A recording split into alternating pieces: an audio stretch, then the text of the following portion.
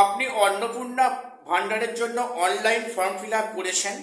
এখন চিন্তার মধ্যে আছেন অনলাইনে পাওয়া যে ফর্মটি ওটা কি হার্ড কপি স্থানীয় পঞ্চায়েত পৌরসভা কি ব্লকে জমা করতে হবে?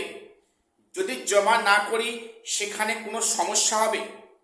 এবং এখানে আমাদের এলাকায় জমা নিচ্ছে, তাহলে কি আমার জমা দেওয়া উচিত? পাশাপাশি এই হার্ড কপির সঙ্গে আর কোন কোন ডকুমেন্টস জমা করতে হবে বা আদৌ জমা করতে হবে কিনা আমি আজকে সে নিয়ে ডিসকাস করছি। কাজে ভিডিওটা স্কিপ করবেন না, সবটা দেখুন, চ্যানেলটা সাবস্ক্রাইব করে দিন বিভিন্ন সামাজিক প্রকল্পের সঠিক আপডেট সঠিক সময় পাওয়ার জন্য। আজকে প্রথম বলি যে অনলাইনে অন্নপূর্ণা ভান্ডারের যে সমস্ত মহিলারা অ্যাপ্লাই করেছেন তাদের নিশ্চয়ই একটা হার্ড কপি সঙ্গে আছে, অনলাইনে হার্ড কপি।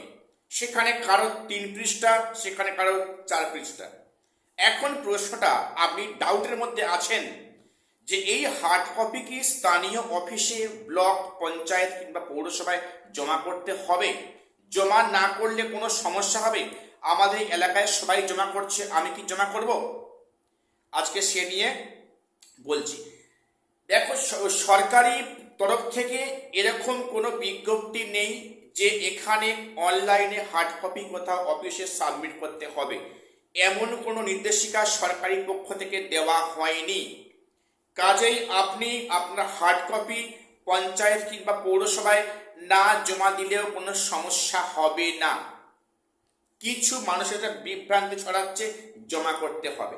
তবে এ প্রসঙ্গে বলে রাখা ভালো, অনেক ব্লক বা অঞ্চল অফিস কিন্তু ফোন করে ডাকছে যে আপনার অনলাইনে হার্ড কপিটা জমা করে যান। কেন? সেই সমস্ত আধিকারিকের কাজের সুবিধার্থে। এই সমস্ত অফিসাররা যারা বিভিন্ন কাজের মধ্যে অন্নপূর্ণা ভান্ডারে যুক্ত আছেন, ওই সমস্ত কিন্তু ক্যান্ডিডেটদের ডাটা এন্ট্রি সুবিধার জন্য ওনারা ফোন করে করে কিন্তু এগুলো চাইছেন। বা অনেক এলাকায় আছে যে সবাই কিন্তু সেখানে অনলাইনে হার্ড কপি জমা করছেন। এবারে আপনি কি জমা করবেন?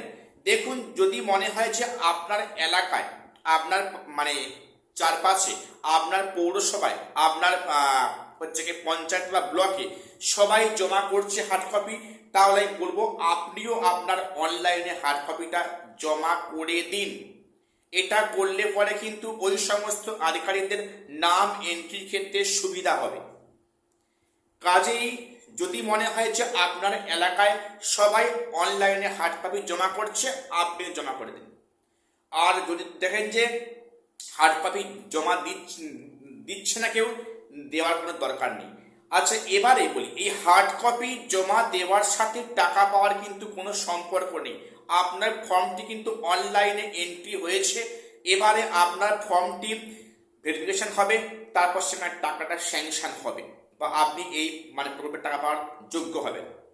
কখনো এটা ভাববেন না যে এই অনলাইনের ওই যে হার্ড কপিটা জমা না করলে বুঝি টাকা পাওয়া যাবে না। যদি আপনার এলাকায় জমা নেয়, অবশ্যই আপনি জমা করে দিন। এতে করে কিন্তু ওই সমস্ত আধিকারিকদের কাজের ক্ষেত্রে সুবিধা হবে। এইবারে অনেকে প্রশ্ন আছে যে এই যে অনলাইনে হার্ড কপিটা জমা দিচ্ছি, সেটা 3 কিংবা 4 পৃষ্ঠার মধ্যে, তার সাথে কি কোনো সাপোর্টিং ডকুমেন্টস জমা করতে হবে? বলি, এরকম কিছুই নয়। শুধুমাত্র আপনি আপনার কম্পিউটার জেনারেটেড হার্ড কপিটা আপনি দিন, সেখানে কোনো সাপোর্টিং ডকুমেন্টস দেওয়ার কোনো দরকার নেই। কারণ আপনি অনলাইনে ফিল আপ করেছেন, সব কিন্তু এন্ট্রি করেছেন, আপনার সমস্ত ডাটা কিন্তু এন্ট্রি আছে। কাজেই নতুন করে আপনার কোনো হার্ড কপি কোনো জমা দেওয়ার কোনো প্রশ্ন আসছে না, সাপোর্টিং দিতে হবে না। শুধুমাত্র যদি দরকার হয়, শুধু আপনার কম্পিউটারে ওই হার্ড কপিটা আপনি কিন্তু জমা করে দিন ব্লক, পঞ্চায়েত কিংবা পৌরসভা অফিসে। আর যদি নাও দেন, সেক্ষেত্রে টাকা পাওয়ার ক্ষেত্রে কোনো সমস্যা হবে না, এটাই বার্তা। কারণ সরকারি কোনো নির্দেশিকা নেই যে যেখানে বলা আছে যে অনলাইনে হার্ড কপি অফিসে জমা করতে হবে, এরকম কোনো আদেশ বা নির্দেশ সেখানে নেই। যদি জমা দেয় সবাই, আপনি জমা করে দিন। আজকে এটুকুই আপডেট দেওয়ার ছিল। সঠিক সময়ে সঠিক আপডেট পাওয়ার জন্য চ্যানেলটা অবশ্যই সাবস্ক্রাইব করে দিন। দেখা হচ্ছে পরের ভিডিওতে।